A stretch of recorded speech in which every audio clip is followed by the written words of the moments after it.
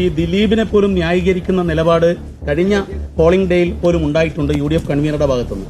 ഇവിടെ പ്രശ്നം വരുന്നത് അതിജീവിതയുമായി ബന്ധപ്പെട്ട പ്രശ്നമാണ്. അതിജീവിതയുടെ ഒപ്പമാണ് നാടും സർക്കാരുമുള്ളത്. ആ നിലപാട് തന്നെ സർക്കാർ തുടരുകയാണ് ചെയ്യുക. പരസ്യമായി പറയാൻ പറ്റുന്നൊരു കാര്യമല്ല, എങ്കിലും നിങ്ങൾ ചോദിച്ചുകൊണ്ട് പറയാതിരിക്കാനും പറ്റുന്നില്ല. ഈ പറയുന്ന സ്ത്രീലമ്പടന്മാർ എന്താണ് കാട്ടിക്കൂട്ടുന്നത്? എന്തുകൊണ്ടാണ് അവർ തെളിവുമായിട്ട് മുന്നോട്ട് വരാൻ ഇതേവരെ തയ്യാറാകാതിരുന്നത്? വെറും ഭീഷണിയല്ല, നിങ്ങളെ കൊന്നു തള്ളും എന്നതാണ് ആ ഓരോരുത്തരോടും ഉയർത്തിയിട്ടുള്ള ഭീഷണി. ഈ ദിലീപിനെ പോലും ന്യായീകരിക്കുന്ന നിലപാട് കഴിഞ്ഞ പോളിംഗ് ഡേയിൽ പോലും ഉണ്ടായിട്ടുണ്ട് UDF കൺവീനറുടെ ഭാഗത്തുനിന്ന്. ആരെ ന്യായീകരിക്കുന്നു ന്യായീകരിക്കുന്നില്ല എന്നുള്ളതൊന്നുമല്ല പ്രശ്നം. അത് UDFിൻ്റെതായ നിലപാട് വ്യക്തമാക്കുന്നു എന്നാണ് കാണേണ്ടത്. ഇവിടെ പ്രശ്നം വരുന്നത് അതിജീവിതയുമായി ബന്ധപ്പെട്ട പ്രശ്നമാണ്. അതിജീവിതയുടെ ഒപ്പമാണ് നാടും സർക്കാരുമുള്ളത്.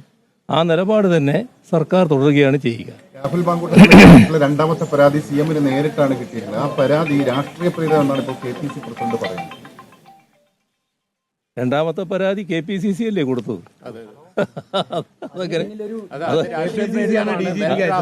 എന്നാണ് KPCC പ്രസിഡന്റ് പറഞ്ഞിരിക്കുന്നത്. അതിന് പിന്നിൽ ഒരു ഗൂഢാലോചന അദ്ദേഹം സംശയിക്കുകയും തെരഞ്ഞെടുപ്പ് ദിവസം അദ്ദേഹത്തിന്റെ പ്രസ്താവന. അതൊക്കെ ഇവിടെ കാണേണ്ട ഒരു കാര്യം, ഈ പറയുന്ന കോൺഗ്രസിലെ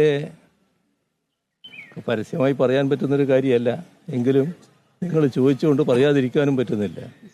ഈ പറയുന്ന സ്ത്രീലമ്പടന്മാർ എന്താണ് കാട്ടിക്കൂട്ടുന്നത്? നിങ്ങൾ വന്ന തെളിവുകളും ഇതിന് ഇരയായ ആളുകൾ പ്രകടിപ്പിച്ച ആശങ്കകളും പരിശോധിച്ചാൽ കാണാൻ കഴിയുന്നത് എന്താണ്? എന്തുകൊണ്ടാണ് അവർ തെളിവുമായിട്ട് മുന്നോട്ട് വരാൻ ഇതേവരെ തയ്യാറാകാതിരുന്നത്? ആ കാര്യങ്ങൾ നമ്മൾ ഗൗരവമായി കാണേണ്ട ഒരു കാര്യമാണ്.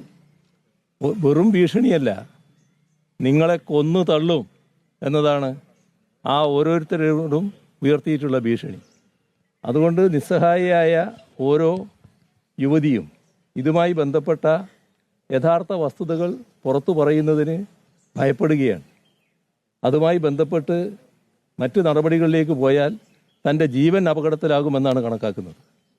ഇത്തരമൊരവസ്ഥ എങ്ങനെ ഒരു രാഷ്ട്രീയ പാർട്ടിയുടെ ഉത്തരവാദപ്പെട്ട പ്രവർത്തകരുടെ ഭാഗത്തുനിന്ന് വരുന്നുവെന്നാണ് ആലോചിക്കേണ്ടത്.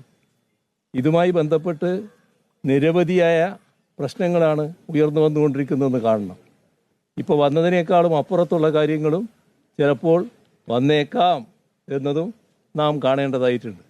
അങ്ങനെയുള്ള ഒരു ക്രിമിനൽ സംഘം, യഥാർത്ഥ ലൈംഗിക വൈകൃത കുറ്റവാളികൾ, അവർ നാടിന് മുന്നിൽ വന്ന് വെൽ ഡ്രാഫ്റ്റഡ് എന്നൊക്കെ പറഞ്ഞുകൊണ്ട് ന്യായീകരിക്കാൻ ശ്രമിച്ചാൽ അതൊന്നും പൊതുസമൂഹം അംഗീകരിക്കില്ല എന്നവർ കണ്ടോളണം.